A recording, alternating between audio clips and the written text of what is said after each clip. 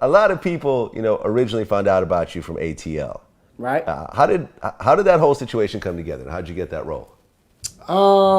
If I can make this story quick, I'm good friends with one of the producers of the movie, Dallas Austin, and I used to hang with him a lot, and we used to always go over to these girls' house. And one of the times we went over to the girls' house, the writer of the movie, Tina Chisholm, was over there, and Dallas Austin was always promoting me like, this dude is funny. We need to put him in that movie Jelly Beans, because that was the original name of the movie. Out of the times that we've been over there, Dallas Austin introduced me to Tina Chisholm, and she like quickly found a liking to me, and right away she started talking to me and introduced me to Chris Robinson.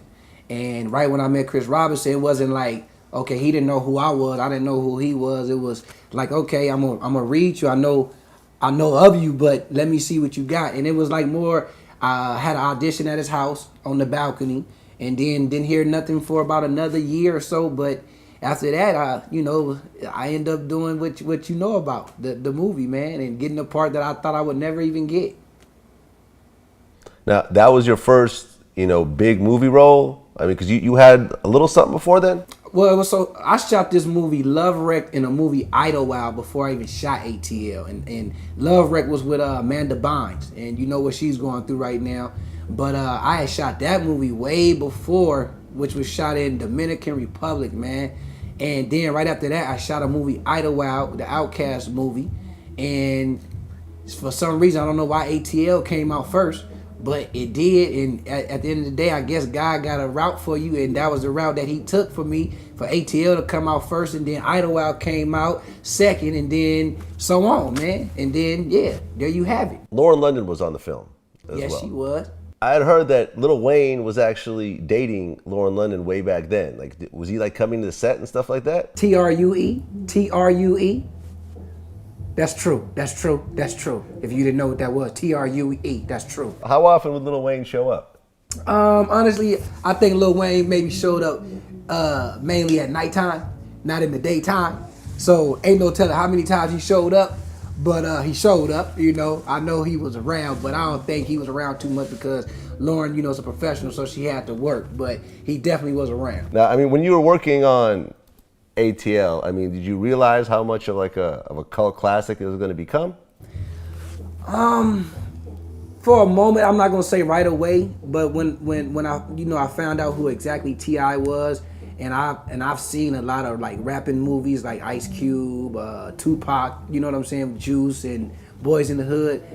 That's when once I got the background of T.I., that's when I was like, this is gonna be a classic movie because I like the way how T.I. is playing his role in the movie, and I like the whole story, and the whole thing was all new actors, basically that nobody has seen before. You probably knew Jason Weaver, of course, the older cats, Michael T. Williamson and Keith David, but other than that, everybody was a new face, and it taking a chance because Will Smith was the producer of it. By him taking that chance, you couldn't do nothing but know that this movie was going to be a top movie, you know what I'm saying? And right now, I just thank God for putting me in that movie, and it's a blessing at the end of the day. It got me started, and it made me who I am today, and I will always thank that movie. Sure. Now, you had done a couple of films before, but this was the first time T.I. ever acted, right? Yes. Yep. I mean, I thought he pulled off a pretty impressive performance. I mean, like, how much, being behind the set like that, how hard was it for T.I. to really transition into acting, because from just being a rapper all those years? Well, when you around people who got money, like Will Smith and them, they had us in skating class. They had us in acting class. Like, literally, they had us doing stuff where, honestly, they was putting us together, like, to make us comfortable, to make us feel like we was a bond, like we was really brothers and sisters, where after a while, it's like when we was on set, it didn't even seem like we was acting. It's like, what we doing after work? Like, this is easy right now. Not to say it was, but it was easy. It was like having a conversation with your friend every day. So I really think Will Smith and them by doing that, because I think that made all of us comfortable with each other, you know, because T.I.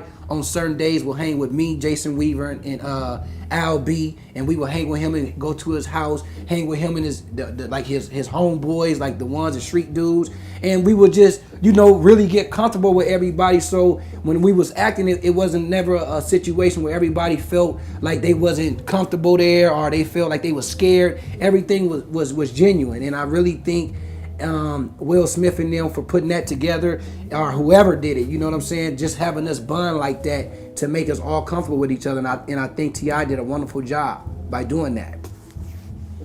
Yeah, I mean, T.I. really kind of surprised everybody. He played the opposite of what people really think he was at that time, a street hardcore thug. He was the good brother, you know. He was the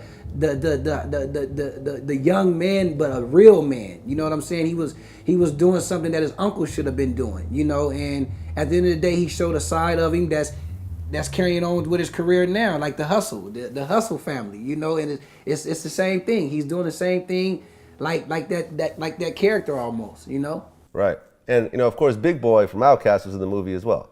Yes, yeah, that was my second time working with him. So, you know, because I told you, Idlewild. I kind of feel that Big Boy's performance in ATL was stronger than it was in Idlewild. I would think so too. I think it was, you